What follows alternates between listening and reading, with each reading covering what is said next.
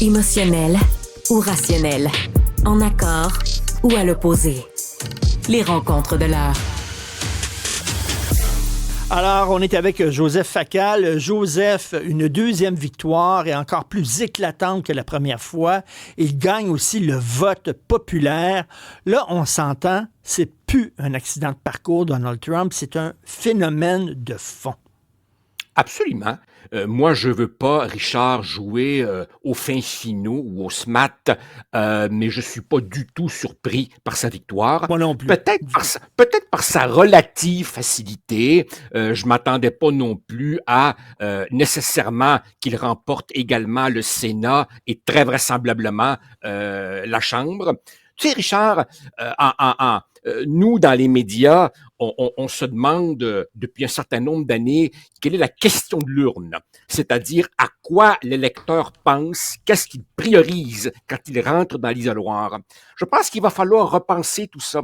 Ce qui compte, c'est pas la question de l'urne, c'est l'émotion de l'urne, c'est-à-dire quel est le sentiment, quel est l'état d'esprit de l'électeur quand il rentre dans l'isoloir. Et l'état d'esprit d'une majorité de gens appellent ça colère, frustration, ressentiment, ras-le-bol, mais c'est ça qui prédominait. Et non, ces gens-là ne sont pas des imbéciles qui ne voyaient pas les défauts de Trump. Ils les voyaient, les défauts, ils les admettaient, ces défauts, mais ils étaient tellement en colère qu'ils ont choisi de faire de Trump le bâton avec lequel il voulait frapper la piñata. Mais ça ne t'inquiète pas parce que le système américain, c'est un système qui a été voulu par les pères fondateurs de ce qu'on appelle en anglais le check and balances, OK? Ouais. Pour s'assurer que le président des États-Unis n'a pas tous les pouvoirs. Faut rappeler que le premier ministre du Canada a plus de pouvoir que le président des États-Unis. Mais là, il va avoir tous les feux verts allumés devant lui, là. Si là, le Congrès, le Sénat et la présidence...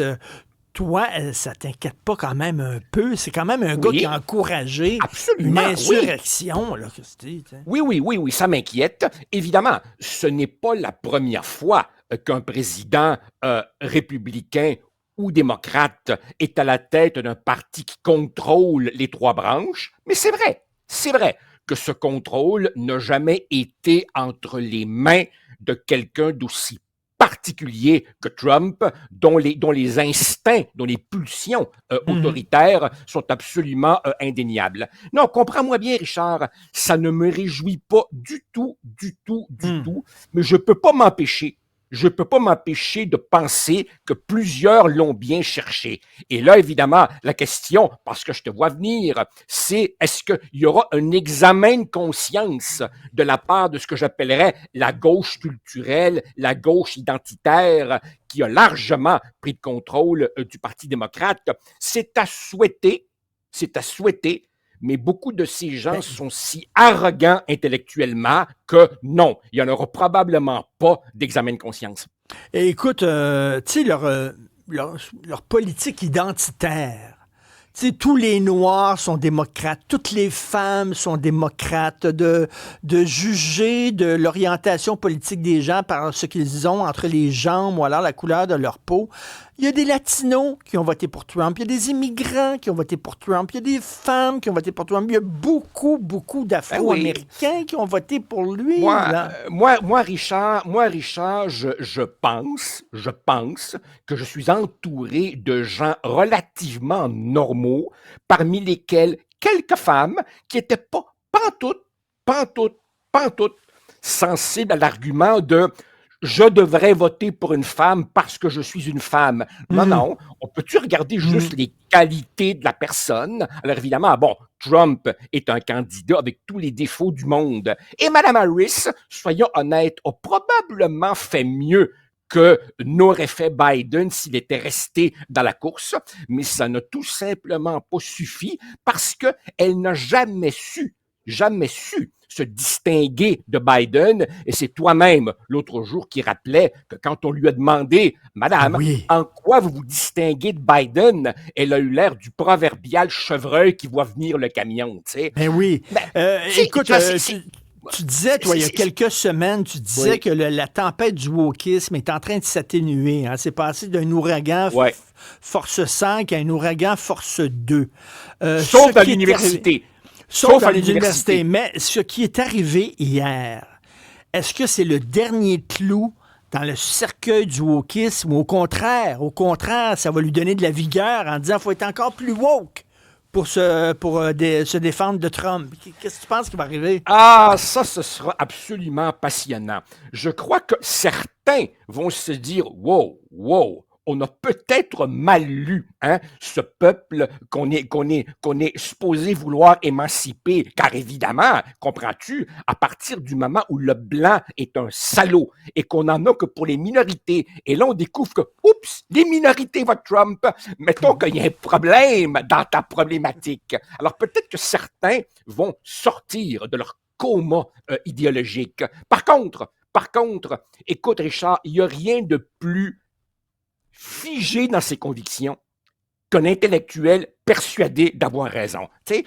Mais j'ai l'impression, Richard, si tu permets, que c'est pas tellement une élection qui s'est jouée gauche contre droite. C'est toi-même qui rappelais, je ne sais trop quel est cet auteur, qui dit, au fond, le clivage dans nos sociétés, c'est les anywhere contre les somewhere. Oui. C'est-à-dire les gens qui ont un ancrage dans leur classe sociale, leur communauté, leur patrie, versus les mondialistes apatrides, sans frontiéristes, pour lesquels tout le monde il est beau, tout le monde il est gentil. Ben, hier, c'était la victoire des somewhere. Ou si tu préfères, c'était un affrontement entre les exclus et les inclus. Les inclus étant la caste économique, politique, médiatique, intellectuelle qui carbure à toutes les nouvelles religions à la mode, et les exclus sont ceux qui se sentent à l'extérieur de cette bulle, de cet écosystème et qui se disent « Wow, moi là, mon usine a fermé, puis mes enfants se font endoctriner à l'école, puis la dernière fois que j'ai vérifié, un homme c'est un homme, puis une femme c'est une femme. » Écoute, si on veut comprendre Trump, toi qui aimes le cinéma, Un taxi pour Tobruk, un film qui date de 1961, film français, dialogue de Michel Audiard. Alors, avec Lino Ventura. Alors là, il y a des soldats qui sont pognés dans le désert, leur Jeep n'a plus d'essence, ils sont dans le désert, ils vont crever. Et là, il y en a un qui se lève et il dit, moi, je vais marcher puis je vais aller chercher de l'aide. Et là, les autres rient de lui. Et là, il dit, une brute qui marche va plus loin que deux intellectuels assis. C'est pas la phrase qui explique Donald Trump. Une brute qui marche va plus loin que deux intellectuels assis. Ben oui. Métaphore cinématographique. Je pensais que tu allais me reparler de Mégalopolis. Mais écoute, pauvre gauche quand même, parce qu'on a vu en France la gauche qui disait les classes populaires nous quittent et les classes populaires quittent la gauche et votent à droite. On va se tourner vers les immigrants, on va se tourner vers les minorités. Mais là, même les minorités est en train de quitter la gauche. Il va leur rester quoi?